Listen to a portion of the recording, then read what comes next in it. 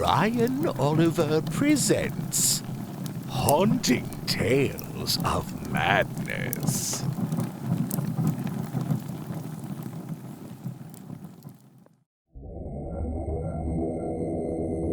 The Beast in the Fog, written by Brian Oliver, narrated by Hewitt Hall. By the year 1793, my boy and I had hunted the thing for going on 11 years. It had haunted our woods since about the time he was 5. It was the night of the Great Fog. He had lost his mother to it. Life has not been the same since. Ever since my poor Cheryl died. It had just been myself and my boy, Herman. Every night we left the cabin in search of the foul creature that took his mama. Herman stuck close to me for the first few years. It's a father's job to keep his boy safe after all. As he grew, my confidence in him grew as well. He would tell me from time to time that it was getting hard to believe the creature was around these parts anymore. He said he never heard so much as a howl and thought surely we'd be able to find some tracks. I admit, I can see how he might have started to think of me as a loony as time grew on. I will also claim full responsibility for my obsession. The creature had taken my wife. I watched it do so. I at least saw the aftermath. It's not the largest of creatures, but its claws are sharp and jagged. Its fangs are long and pointed, and I saw it chewing on what was left of her face in the back garden. She had gone to collect the carrots. Having given chase, I lost it in the woods. By the time I made it back, Herman wasn't shot. Didn't realize he had gotten out of the cabin. Bid saw what was done to his poor mama. All I can reckon is that he had convinced himself it was a bear that mauled poor Cheryl. I know bears. That was not a bear. If it were a cub, I ain't never seen a cub that skinny nor that ferocious. I admit the height would have been close.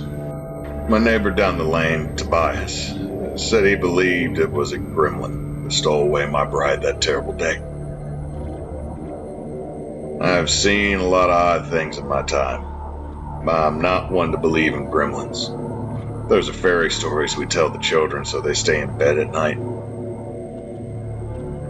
Herman has grown up to be quite the hunter.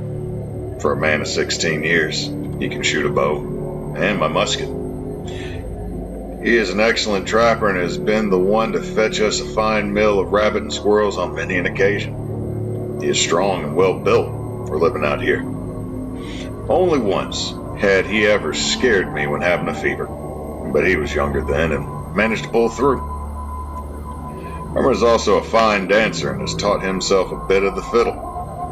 I believe he did so because he's caught the eye of the daughter of Tobias. Her name is Sally. She is a spitting image of her own mother. Sally is about, I'd venture to guess 15 or so, and I won't be one to stand in the way of a young courtship. I've told Herman, however, that his fancies do not entitle him to slack on his chores, nor on the hunt for the beast. Seeing as he is a young man with confidence, he and I have had a spat or two. Only once did I ever get physical. I allowed him the one knock to my jaw without being too upset about it. The second punch, however, made me land him in the mud on his hind end. The boy still needs to respect his elders, as I'm sure you would agree. It was, of course, a fight over whether or not to go out on the hunt. It seems my boy had promised Sally he'd join her for dinner. She had cooked a fine meal of pork and potatoes. Tobias even told me I was too hard on the boy, but the hunt was on and he knew it. I told Sally that perhaps they could make it up with picnic lunch, but that in the evenings Herman had his responsibilities. She nodded. Tobias shook his head at me. We came home still without killing the beast. Herman did manage to get us a good-sized turkey, and I gave half of it to Tobias and Sally. The night of October the 30th, I felt a cold chill in the wind. The veil between the worlds and the next will be thin come the morrow. The one night of the year that I would allow for there to be no hunt. I am not a man who finds it wise to tempt the spirits. Samhain is a time of respect and allowing those of another plane to do as they wish. Herman and I did our duties by setting out jack-o'-lanterns and lighting incense. I took a bowl and filled it with fresh goods from the garden, and I boiled down some milk and sugar and let it cool, and then wrapped it as a sweet for those who might come and visit our doorway. Herman was anxious. He did not want to stay with me inside all night listening to the wind. He wanted to join Sally and Tobias. They were going to head into town for a night of celebration and mask wearing. It was against my better judgment, but I allowed him this kindness, as he was a good young man and I knew I hadn't been too hard on him. Tobias shook my hand when they arrived, and even invited me to attend. I chose to stay at home. Frivolous activity is for those with young knees and a happy heart. I have neither. I made sure to remark on the convenience of Herman already having a mask ready when the invitation to join them seemed so sudden. He met my eyes with a hint of mischief that made me remember my days of courting Cheryl. I went inside and placed another couple of logs in the fireplace. Then I wrapped myself in a nice wool blanket. My coffee was hot, and I decided that it would be nice evening to get some reading done. I sat in my old rocker. It had been a wedding present to me from Cheryl's father. I fell asleep whilst reading Cheryl's poems that she would write from time to time. She filled a small book with them. It was decorated with daffodils and hummingbirds. The last poem I recall reading before falling asleep had been titled, "What Wonders the Earth Mother Gives." What wonders the Earth Mother gives to us all. Winter, spring, summer, and fall. She gives of herself to everyone else, and it pleases her to give to us all. Earth Mother, your blessings are true, the flowers yellow, red, and blue. You bring us life and joy, a fine harvest for the girl and the boy. What wonders the Earth Mother gives to us all. Cheryl truly loved our Earth Mother. She sang to her every night in thanks. I heard the rooster crowing and let the fog in my mind settle.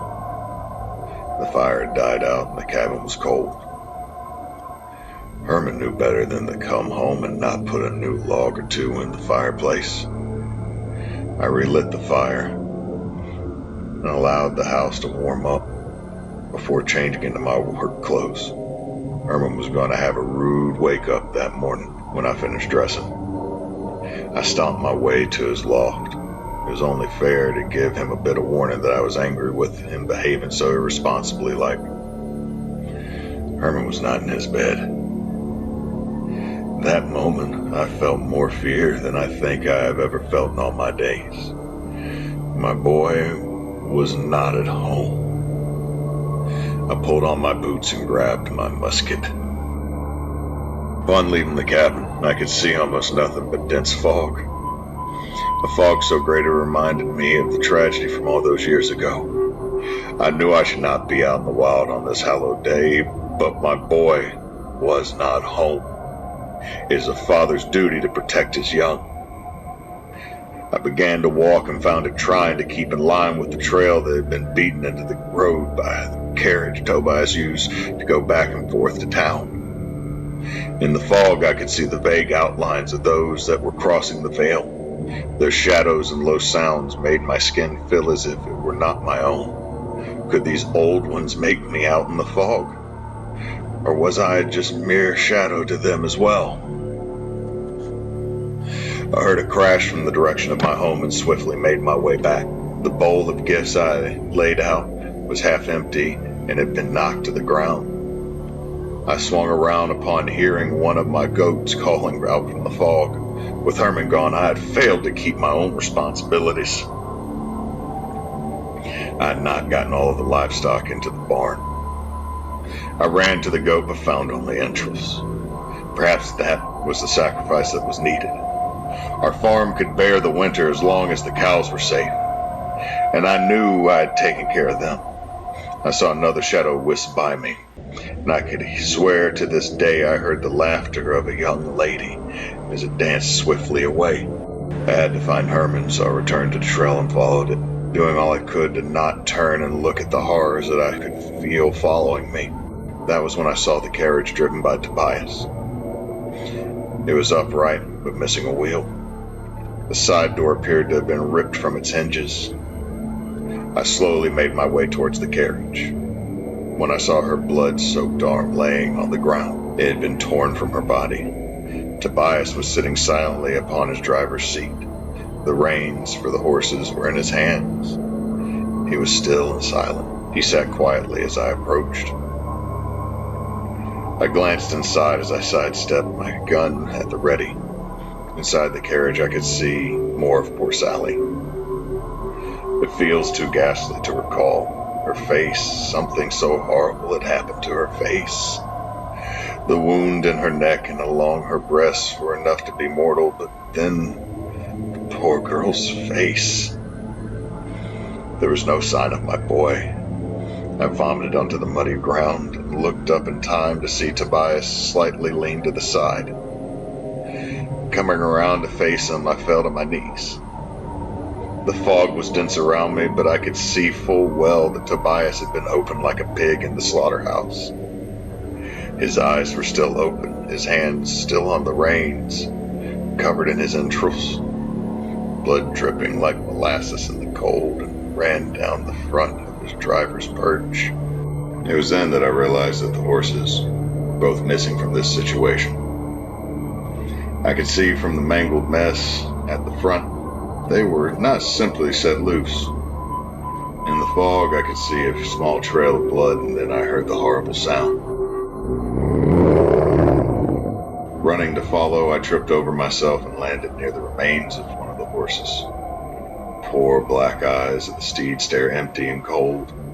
Lacerations to the neck had nearly decapitated it. The muscles had movement in them, and still I could not bear to watch. I tried not to weep as I called out for Herman in the dense fog. If my beckoning was to get the attention of the spirits, then so be it. I had to save my boy if there was even a chance of doing so. I saw another shadowed thing move around me, and then I felt the impact and flew several yards away in the mist until my body met an oak tree with great force. I could not only feel but also hear the bones in my spine as they gave way to the massive tree. I cried out in pain as I had never done before. Falling to the ground, I laid there for what felt like ages. I attempted to crawl, but my legs were of no use. I pulled myself with my arms, trying desperately to reach my musket. That was when I heard the beast. I would recognize the pattern of its footsteps no matter how long it had been. It came out of the fog slowly and loomed over me, with blood in its maw. It was bigger now than it had been all those years ago. It moved closer and closer. To describe it would be to describe a man and a bear together in one body. It stood up like a man, but had more beastly features. The hands were clawed and felt strong as they wrapped around my right arm. The beast began to lift me into the air.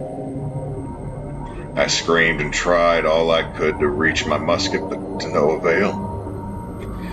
The beast breathed heavily and gave a roar directed precisely at me.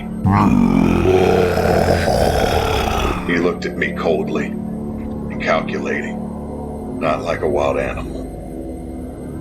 Looking me up and down, I could hear it making pain noises from its throat.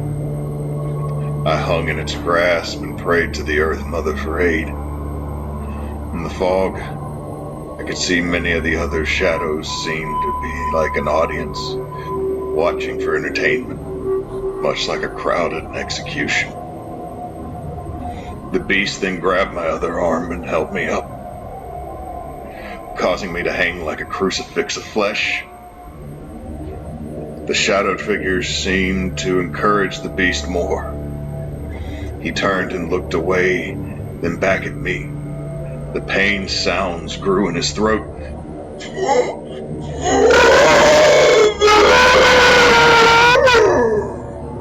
I looked up and tears filled my eyes.